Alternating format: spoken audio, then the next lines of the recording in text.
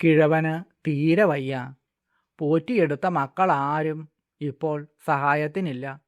ഇത്രയും കാലം അവർക്കു വേണ്ടിയാണ് കഠിനമായി അധ്വാനിച്ചത്. ഇപ്പോൾ തനിക്ക് വേണ്ടി തന്നെ അധ്വാനിക്കാനും ഭാരം ചുമക്കാനും മാത്രമായിട്ടാണോ ദൈവം തന്നെ സൃഷ്ടിച്ചിട്ടുള്ളത് എന്ന് പോലും അയാൾ സംശയിച്ചു. കാട്ടിൽ വിറകു ശേഖരിക്കുകയായിരുന്ന വൃദ്ധൻ്റെ മനസ്സിൽ ദുഃഖം നിറഞ്ഞു. തലയിൽ വിറകുകെട്ടും എടുത്തു വച്ച് അയാൾ യാത്രയായി. അധികം നടന്നില്ല. ആരോട് എന്നില്ലാതെ, എന്തിനെന്നില്ലാതെ അയാൾക്ക് കടുത്ത ദേഷ്യം തോന്നി. പിന്നെ വിറകുകെട്ടെടുത്ത് ഒരേറു കൊടുത്തു. എനിക്ക് വയ്യ, അയാൾ പിറുപിറുത്തു. ഭാരം താങ്ങി ജീവിതമാകെ മടുത്തു. ഇനിയും ഇങ്ങനെ കഴിയാൻ എന്നെക്കൊണ്ടാവില്ല. മരണമേ, നിനക്കും എന്നോട് ദയയില്ല എന്നാണോ? പെട്ടെന്ന് കറുത്ത കുപ്പായമിട്ട ഒരു അസ്ഥികൂടം ആ കിഴവൻ്റെ മുന്നിൽ പ്രത്യക്ഷമായി. അത് മരണമായിരുന്നു. അങ്ങ് എന്നെ വിളിച്ചിരുന്നോ?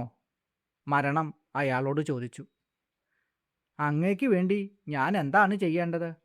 അയ്യോ മരണമേ, അങ്ങ് എത്ര വേഗം എൻ്റെ വിളി കേട്ടോ? വൃദ്ധൻ അമ്പരപ്പോടെ ചോദിച്ചു.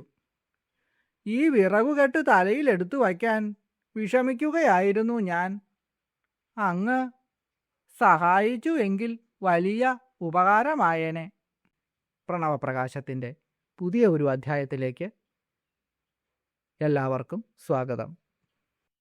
ആദിക്ഷാന്തവിലാസലാലസതയാ താസാം തുരീയാതുയാ ക്രോഡീകൃത്യ ജഗത്രയം വിജയതേ വേദാദിവിദ്യാമയീ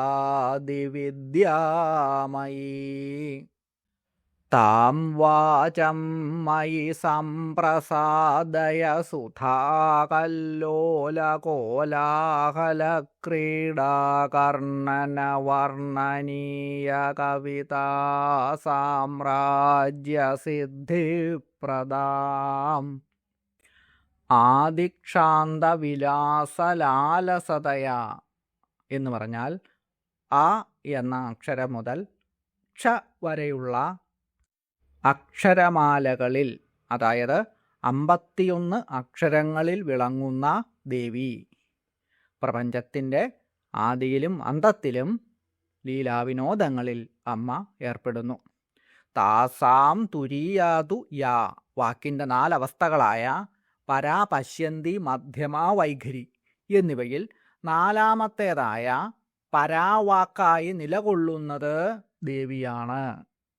ക്രോഡീകൃത്യ ജഗത്രയം വിജയത്തെ, 3 ലോകങ്ങളെയും തൻ്റെ ഉള്ളിൽ വച്ച് സംരക്ഷിച്ചുകൊണ്ട് സർവോപരി വിജയിച്ചു നിൽക്കുന്നതും അമ്മ തന്നെയാണ്. വേദാദി വിദ്യാമയി, വേദങ്ങളും ഉപനിഷത്തുകളും ഉൾപ്പെടെയുള്ള എല്ലാ വിദ്യകളുടെയും സ്വരൂപം കൂടിയാണ് അമ്മ. താം വാചം മയി സംപ്രസാദയ, അങ്ങനെയുള്ള ആ വാഗ്ദേവത എന്നിൽ പൂർണ്ണമായും പ്രസാദിച്ചാലും, എൻ്റെ നാവിലും മനസ്സിലും അവിടുന്ന് വസിച്ചാലും. സുധാകല്ലോല കോലാഹല ക്രീഡാ കർണന വർണ്ണനീയ കവിതാ സാമ്രാജ്യ സിദ്ധിപ്രദാം, അമൃതിൻ്റെ അലയൊലികൾ സൃഷ്ടിക്കുന്ന മനോഹരമായ ശബ്ദം പോലെ കേൾക്കാൻ ഇമ്പമുള്ളതും വർണ്ണനകൾക്കെല്ലാം അതീതവുമായ ഉത്തമമായ കവിതകൾ രചിക്കുന്നതിനുള്ള കവിത്വവും വിദ്യാലാഭവും എനിക്ക് നൽകുവാൻ അവിടേക്ക് കനിവുണ്ടാകണമേ. ആ മുതൽ ക്ഷ വരെയുള്ള അക്ഷരസ്വരൂപിണിയും വേദാദി വിദ്യകളുടെ എല്ലാം ഉത്ഭവസ്ഥാനവും 3 ലോകങ്ങളെയും തന്നിൽ കാത്തു സൂക്ഷിക്കുന്നവളുമായ പരാശക്തിയായ വാഗ്ദേവതേ, അമൃതിൻ്റെ തിരമാലകൾ പോലെ മനോഹരമായ കവിതകൾ രചിക്കുന്നതിനുള്ള കവിത്വസിദ്ധി എനിക്ക് നൽകി അവിടുന്ന് എന്നെ അനുഗ്രഹിച്ചാലും. ഓം ശ്രീലളിതാംബികായൈ നമഃ. ഓം പരാനുഭൂതിം ഭവപാപനാശിനീം സദാശിവസ്യാപ്യതിശോഭനാഢ്യാം ഉമാഭിധാം ഉത്തമചിത്തവൃത്തിം നമാമി നാനാവിധലോകവൈഭവാം. പരാനുഭൂതിം, പരബ്രഹ്മസ്വരൂപമായ അനുഭവം, അതായത് പരമമായ ആത്മാനുഭൂതി. ഭവപാപനാശിനിയും, സംസാരബന്ധത്തിൽ നിന്നും ഉണ്ടാകുന്ന പാപങ്ങളെ നശിപ്പിക്കുന്ന അമ്മേ, ജനനമരണ ചക്രമാകുന്ന സംസാരത്തിൽ നിന്നും മോചനം നൽകുന്ന ദേവി. സദാശിവസ്യ അപി അതിശോഭനാഢ്യാം, സദാശിവനെയും അത്യന്തം ശോഭിപ്പിക്കുന്ന മഹിമയുള്ള അമ്മേ. ശിവന്റെ പ്രഭയെ അത്യന്തം വർദ്ധിപ്പിക്കുന്ന അമ്മ മഹേശ്വരന് ഏറ്റവും പ്രിയപ്പെട്ടവളാണ്. ഉമാഭിധാം, ഉമ എന്ന പേരിൽ അറിയപ്പെടുന്ന ദേവിയെ. ഉത്തമ ചിത്തവൃത്തിം എന്ന് പറഞ്ഞാൽ ഏറ്റവും ഉന്നതവും നിർമ്മലവുമായ ചിത്തവൃത്തിയായി അല്ലെങ്കിൽ ധ്യാനസ്വരൂപിണിയായി നിലകൊള്ളുന്ന അമ്മയെ നമാമി, ഞാൻ നമസ്കരിക്കുന്നു. നാനാവിധ ലോകവൈഭവാം, അനേകം ലോകങ്ങളുടെയും ഐശ്വര്യത്തിൻ്റെയും മഹിമയുടെയും ആധാരമാണ് അമ്മ. സംസാര ദുഃഖങ്ങളെയും പാപങ്ങളെയും അമ്മ അകറ്റുന്നു. പരമശിവന് അത്യധികം ശോഭയേകുന്ന ദേവി പരമാനന്ദ സ്വരൂപിണിയാണ്. ഉത്തമ ചിത്തവൃത്തിയായി പ്രകാശിക്കുന്ന ദേവിയും അവിടുന്ന് തന്നെ. ഉമ എന്ന് പേരുള്ള അമ്മ ഈ പ്രപഞ്ചത്തിൻ്റെ സമസ്ത വൈഭവങ്ങൾക്കും കാരണഭൂതയാണ്. അങ്ങനെയുള്ള ജഗതീശ്വരിയെ ഞാൻ ഭക്തിപൂർവം നമസ്കരിക്കുന്നു. അതുകൊണ്ടാണ് വശിന്യാദി വാഗ്ദേവതകൾ അമ്മയെ ഉമ എന്ന നാമമന്ത്രം കൊണ്ട് ലളിതാ സഹസ്രനാമത്തിൽ സ്തുതിക്കുന്നത്. ഉമ എന്നാൽ പാർവതീദേവിയാണ്. ഈ രണ്ടക്ഷരത്തിന് നിരവധി അർത്ഥങ്ങളാണുള്ളത്. അതിൽ സൂതസംഹിത നൽകുന്ന അർത്ഥമാണ് ഇവിടെ പറഞ്ഞത്. ഉമ എന്നതിന് ഉത്തമം എന്നും മാ എന്നതിന് ചിത്തവൃത്തി എന്നുമാണ് അർത്ഥം. രണ്ട് അക്ഷരങ്ങളും ചേർത്ത് വയ്ക്കുമ്പോൾ ഉത്തമമായ ചിത്തവൃത്തി എന്ന അർത്ഥം കിട്ടുന്നു. അതുകൊണ്ട് ജീവനെ സംസാരത്തിൽ നിന്നും മോചിപ്പിച്ച് ആത്മഭാവത്തിൽ നിലനിർത്തുന്ന ദേവി എന്നാണ് ഈ മന്ത്രത്തിൻ്റെ അർത്ഥം. ഉ എന്നത് പരമശിവൻ, ലക്ഷ്മീദേവിയുടെ പര്യായ പദമാണ് മാ. അതുകൊണ്ട് പരമശിവൻ്റെ ലക്ഷ്മി എന്ന് അർത്ഥം. പരമശിവൻ്റെ പത്നി, ശിവശക്തി, ശ്രീ മഹാകാമേശ്വരീ ദേവി എന്നിങ്ങനെ അർത്ഥങ്ങൾ കാണുന്നുണ്ട്. മാ എന്ന വാക്കിന് മാനം ചെയ്യുന്നവൾ എന്നാണ് സൗഭാഗ്യഭാസ്കരം അർത്ഥം നൽകിയിട്ടുള്ളത്. പരശിവം മാതി പരിച്ഛിന്നത്തിവ, പരമശിവനെ അളക്കുന്ന ദേവി എന്നാണ് ഈ മന്ത്രത്തിന് അങ്ങനെ വരുമ്പോൾ അർത്ഥം വരുന്നത്. അതസി എന്ന് ഉമ എന്നതിനർത്ഥം ഉണ്ട്. ശിവന് ഇഷ്ടപ്പെട്ട പുഷ്പമായതുകൊണ്ട് ഈ പുഷ്പത്തിൻ്റെ രൂപത്തിൽ സ്ഥിതി ചെയ്യുന്ന ദേവി എന്നും അർത്ഥം വരുന്നു. ആദിപരാശക്തിയായ മഹാദേവി ദക്ഷൻ്റെ പുത്രിയായി സതീദേവി എന്ന പേരിൽ അവതരിച്ചു. അഹങ്കാരത്തിൻ്റെ അങ്ങേയറ്റത്തെത്തിയ ദക്ഷപ്രജാപതി മഹാദേവനിന്ദ ചെയ്തതുകൊണ്ട് സതീമാതാവ് ദക്ഷൻ്റെ യാഗാഗ്നിയിൽ ശരീരത്യാഗം ചെയ്തു. അതിനുശേഷം ഹിമവാന്റെ പുത്രിയായി അമ്മ അവതരിച്ചു. ദേവി മഹാദേവനെ ഭർത്താവായി കിട്ടുന്നതിന് തപസ്സു ചെയ്യുവാൻ ഒരുങ്ങിയപ്പോൾ ബാലികയായ നീ തപസ്സു ചെയ്യരുത് എന്ന് അമ്മ വിലക്കി. ദേവി 5-ാമത്തെ വയസ്സിൽ തന്നെ തപസ്സിന് പോകാൻ തുനിഞ്ഞപ്പോൾ അല്ലയോ എന്ന സംബോധനയുടെ അർത്ഥത്തിൽ ഉ എന്നും പോകരുത് എന്ന അർത്ഥത്തിൽ മാ എന്നും മകളോട് പറഞ്ഞതുകൊണ്ട് ഉമാ എന്ന് പാർവതിക്ക് പേരു വന്നു എന്ന് ബ്രഹ്മപുരാണത്തിലും കാളികാപുരാണത്തിലും പറയുന്നു. യതോ നിരസ്താ തപസേ വനം ഗന്ധും തുമേനയാ ഉമേതി തേന സോമേതി നാമ പ്രാപ തദാ സതീ. കാളികാപുരാണത്തിലെ ഒരു ശ്ലോകമാണ് ഇത്. അമ്മയായ മേനക മകളെ, അല്ലയോ മകളെ, തപസ്സിന് പോകരുത് എന്ന് വിളിച്ച് വിലക്കിയതിൽ നിന്നാണ് ഉമ എന്ന നാമം ഉണ്ടായത്. ഉമാ ഇതി നിഷേധന്തി ഉമേത്യേവ തദാഭവൽ. ബാലികയായ ശ്രീ പാർവതീദേവി തപസ്സു ചെയ്തപ്പോൾ അമ്മയാൽ നിഷേധിക്കപ്പെട്ടു. അങ്ങനെയുള്ള ദേവി ഉമാദേവി. എന്നത് ശിവനെ, അതായത് ബ്രഹ്മത്തെ സൂചിപ്പിക്കുന്നു. മാതി, മാ എന്ന ധാതുവിൽ നിന്ന് ഉണ്ടാകുന്നതാണ് മാതി. മാതിക്ക് അളക്കുന്നു അല്ലെങ്കിൽ ലിമിറ്റ് ചെയ്യുന്നു എന്ന് അർത്ഥം. ഇവിടെ ശിവൻ എന്നത് മാറ്റങ്ങളില്ലാത്ത, അതിരുകളില്ലാത്ത ശുദ്ധബോധമാണ് അഥവാ ശുദ്ധബ്രഹ്മമാണ്. അതിന് തനിയെ പ്രപഞ്ചമായി മാറുവാൻ കഴിയില്ല. പ്രപഞ്ചത്തിൻ്റെ സൃഷ്ടി നടക്കണം എന്നുണ്ടെങ്കിൽ ഈ അനന്തമായ ബോധത്തിന്മേൽ ഒരു പരിധി അല്ലെങ്കിൽ ഒരു അളവ് വരണം. ഈ പരമശിവൻ്റെ ചൈതന്യത്തെ ഒരു പരിധിക്കുള്ളിൽ നിർത്തിക്കൊണ്ട് പ്രപഞ്ചത്തിൻ്റെ മായയായും പ്രകൃതിയായും രൂപപ്പെടുത്തുന്നത് ഏതു ശക്തിയാണോ ആ ദേവിയാണ് ഉമാ. പരിച്ഛേദിക്കുന്നവൾ എന്ന് പറയുമ്പോൾ അത് പ്രപഞ്ചത്തിൻ്റെ അളവുകോലായ നിർഗുണത്തെ സഗുണമാക്കുന്ന ജഗദംബികയുടെ മായാശക്തിയാണ് ഉമാ. ശിവനെ പരിച്ഛേദിക്കുന്ന ദേവി ഉമാദേവി.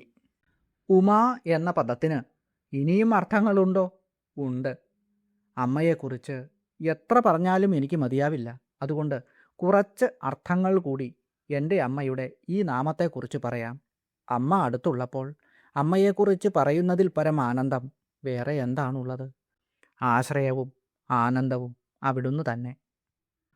അകാരോകാരമകാര മദീയേ പ്രണവേ സ്ഥിത ഉകാരം ച മകാരം ച അകാരം ച ക്രമേദിതം ത്വദീയം പ്രണവം വിദ്ധി ത്രിമാത്രം പ്ലുതമുത്തമം. ലിംഗപുരാണത്തിലെ വരികളാണ് ഇവ. പ്രണവമന്ത്രത്തിൽ 3 മന്ത്രാക്ഷരങ്ങളുണ്ട്. അകാരം, ഉകാരം, മകാരം. ഇവ 3ഉം ചേർന്ന ഉമാദേവിയാണ് പ്രണവം എന്നും ഈ മന്ത്രത്തിന് അർത്ഥം വരുന്നു. അകാരം വിഷ്ണുവിനെ സൂചിപ്പിക്കുന്നു, ഉകാരം ശിവനെ സൂചിപ്പിക്കുന്നു, മകാരം ബ്രഹ്മാവിനെ സൂചിപ്പിക്കുന്നു. അതുകൊണ്ട് ദേവീ പ്രണവം എന്ന പേരിൽ അറിയപ്പെടുന്ന മന്ത്രവും കൂടിയാണ് ഉമാ. ശ്രീ ശങ്കര ഭഗവത്പാദർ തൻ്റെ അന്നപൂർണേശ്വരി സ്തോത്രത്തിൽ ഇക്കാര്യം ഇപ്രകാരം വ്യക്തമാക്കുന്നുമുണ്ട്. കൗമാരി നിഗമാർത്ഥഗോചരകരീ ഓങ്കാര ബീജാക്ഷരീ. ഉമാ എന്നതിന് ശാന്തി, പ്രകാശം, രാത്രി, മഞ്ഞൾ എന്നിങ്ങനെയും അർത്ഥങ്ങളുണ്ട്. അമ്മ ശാന്തി സ്വരൂപിണിയാണ്. അതുകൊണ്ട് ഉമാദേവിയാണ് അവിടുന്ന്. അമ്മ പ്രകാശസ്വരൂപിണിയുമാണ്. അതുകൊണ്ടും അമ്മ ഉമയാകുന്നു. കാളരാത്രിയും അമ്മ തന്നെ. മഞ്ഞൾ കൊണ്ടുള്ള അഭിഷേകം അമ്മയ്ക്ക് വലിയ ഇഷ്ടമാണ്. അതുകൊണ്ട് അമ്മ ഹരിദ്രാരൂപിണിയുമാണ്. ധൗമ്യൻ 6 വയസ്സായ കന്യകയെ ഉമ എന്ന് പറയുന്നു. 6 വയസ്സായ കന്യകയുടെ രൂപത്തിലുള്ള ദേവി എന്ന് ഉമ എന്ന മന്ത്രത്തിന് അർത്ഥം വരും. ശിവസൂത്രത്തിൽ ഉമാദേവി ഇച്ഛാശക്തിയാണ് എന്ന് പറയുന്നു. അതുകൊണ്ട് ഇച്ഛാശക്തി സ്വരൂപിണിയായ ദേവി എന്ന് ഈ മന്ത്രത്തിന് അർത്ഥം. സിന്ധുവനത്തിലെ വിനായക എന്ന സ്ഥലത്ത് ഉമാദേവിയുടെ പ്രതിഷ്ഠയുണ്ട് എന്ന് പത്മപുരാണം. അതുകൊണ്ട് വിനായക എന്ന സ്ഥലത്തെ അധിഷ്ഠാന ദേവത എന്ന അർത്ഥവും ഈ മന്ത്രത്തിനുണ്ട്. ഓം ഉമായൈ നമഃ. ഓം ഓം ഹ്രീം ഉമായൈ നമഃ. ലളിതാ സഹസ്രനാമത്തിലെ 2 അക്ഷരങ്ങളുള്ള മന്ത്രങ്ങളിൽ ഏറ്റവും പ്രധാനപ്പെട്ട ഒരു മന്ത്രമാണ് ഇത്. ദേവീ പ്രണവമായ മന്ത്രമാണ് എന്നുള്ളതിനാൽ ത്രിമൂർത്തികളെയും പൂജിക്കുന്ന ഫലം ഈ ഒരൊറ്റ മന്ത്രജപം കൊണ്ട് ലഭിക്കുന്നു. സദാസമയവും മനസ്സിൽ ഉരുവിട്ടുകൊണ്ട് നടക്കാവുന്ന അതിവിശിഷ്ടമായ ഒരു മന്ത്രമാണിത്. ത്രിമൂർത്തികൾക്കും അനുഗ്രഹം ചൊരിയുന്ന ദേവിയായും ഇവിടെ ഈ കാണുന്ന ഭാവത്തിൽ അമ്മയെ ധ്യാനിച്ചുകൊണ്ട് ഈ മന്ത്രം ജപിച്ച് അമ്മയെ ഉപാസിക്കുക. സർവ്വ സൗഭാഗ്യങ്ങളും അമ്മ നൽകുന്നതാണ്. ശ്രീചക്രത്തിൽ വലതുകൈയുടെ മോതിരവിരൽ തൊട്ടുകൊണ്ട് അമ്മയുടെ ശ്രീപാദങ്ങളിൽ സ്പർശിച്ചിരിക്കുന്നു എന്ന് വിചാരിച്ച് ഉറച്ചു വിശ്വസിച്ച് സന്ധ്യാവേളകളിൽ ഈ മന്ത്രം ജപിക്കുക. ഇങ്ങനെ ചെയ്യുന്ന വീടുകളിലെ എല്ലാ ദോഷങ്ങളും ഇല്ലാതെയാകും. ശ്രീചക്രത്തിൻ്റെ ചൈതന്യം വർദ്ധിക്കുന്നതിന് ഈ മന്ത്രം ദർഭയോ തുളസിയിലയോ കൊണ്ട് ശ്രീചക്രത്തിൽ തൊട്ട് ഈ മന്ത്രം കഴിയുന്നത്ര പ്രാവശ്യം ജപിക്കുക. ഇങ്ങനെ ചെയ്യുമ്പോൾ ശ്രീ ലളിതാ പരമേശ്വരീ ദേവിയുടെ ദിവ്യമായ രൂപം മനസ്സിൽ ധ്യാനിക്കണം. ഈ സമയത്ത് ശ്രീചക്രത്തിൻ്റെ മുന്നിൽ അല്പം ത്രിമധുരമോ പായസമോ പാൽപ്പായസമോ കദളിപ്പഴമോ എന്തെങ്കിലും നെയ്യ് ചേർത്ത് വയ്ക്കാവുന്നതും. ജപമെല്ലാം കഴിയുമ്പോൾ അമ്മയുടെ പ്രസാദമായി അത് മാറുകയും ചെയ്യും.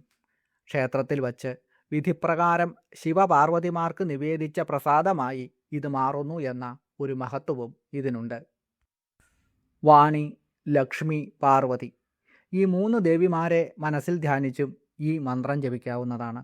എല്ലാ വിഘ്നങ്ങളും മാറി വിദ്യയും സമ്പത്തും ഭാഗ്യവും ഉണ്ടാകുന്നതിന് ശ്രീ പാർവതീദേവിയുടെ മടിയിൽ ഇരിക്കുന്ന ഉണ്ണിഗണപതിയുടെ രൂപത്തിൽ അമ്മയെയും ഭഗവാനെയും ധ്യാനിച്ചുകൊണ്ട് ഈ മന്ത്രം ജപിക്കാം.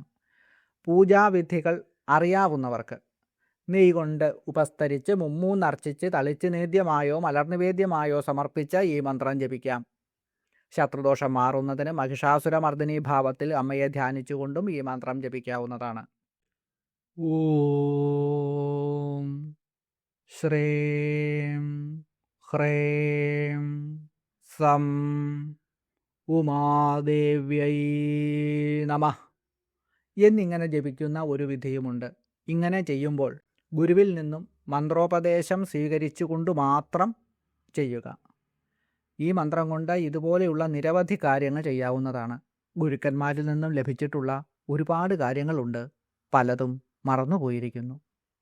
ശ്രീ പാർവതീദേവി എല്ലാവരെയും അനുഗ്രഹിക്കട്ടെ എന്ന് പ്രാർത്ഥിച്ച്, അല്ലയോ ഉമാദേവി അമ്മേ, ഞാൻ അവിടുത്തെ കൈവിട്ടാലും എൻ്റെ അമ്മ എൻ്റെ കൈ വിടരുതേ എന്ന് അപേക്ഷിച്ചുകൊണ്ട് നിർത്തുന്നു.